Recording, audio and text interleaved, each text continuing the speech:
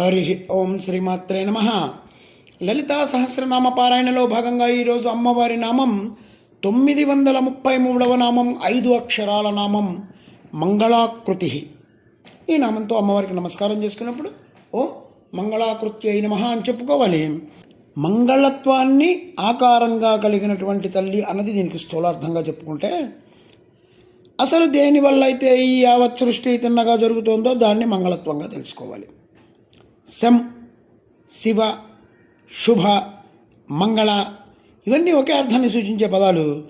మనకి అశుభం అనిపించేది అందులో కూడా అమ్మవారిని ధ్యానం చేస్తే అది శుభంగా భాషిస్తుంది. సాధారణంగా మనకి నచ్చని విషయాలన్నీ అశుభంగా, నచ్చే విషయాలన్నీ శుభంగా మనం భావిస్తూ ఉంటాం. మనకు నచ్చనంత మాత్రాన శుభం అశుభం కాదు, అశుభం శుభం కాదు. ఇది గుర్తుపెట్టుకోవాలి. అమ్మవారి ఆకృతి మొత్తం కూడా మంగళమే.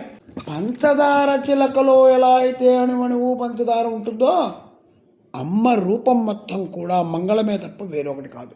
మంగళకరమైనటువంటి అమ్మ రూపాన్ని ధ్యానిస్తే అన్ని మంగళాలే. దేవి మహత్యం చెప్తుంది.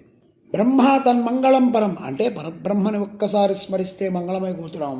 ఆ మంగళ స్వరూపం జగన్మాత. యస్ శివో నామరూపాభ్యాం యాదేవి సర్వమంగళ తయో సంస్మరణాత్ పుంసాం సర్వతో జయమంగళం. సర్వమంగళమాంగళ్యే శివే సర్వార్థసాధికే శరణ్యే త్రయంబకే గౌరీ నారాయణి నమోస్తుతే. ఈ శ్లోకాలని ప్రతిరోజు కనుక ఎవరైతే నిద్రలావంగానే పఠిస్తూ ఉంటారో, అమ్మవారిని తలుచుకుంటూ ఉంటారో, ఆ రోజు మొత్తం, ఆ జీవితం మొత్తం కూడా వాళ్ళకి మంగళకరంగానే ఉంటుంది. ఈ అభ్యాసం ఏదో ఒకరోజు కోసం కాకుండా ప్రతినిత్యం కూడా అది నిత్యకృత్యం అయిపోతే ప్రపంచమంతా కూడా మంగళాకృతిలో ద్యోతకమవుతుంది. ఆ మంగళత్వం ఆకృతిగా ఉన్నది అని చెప్పి అమ్మని మంగళాకృతి అంటారు.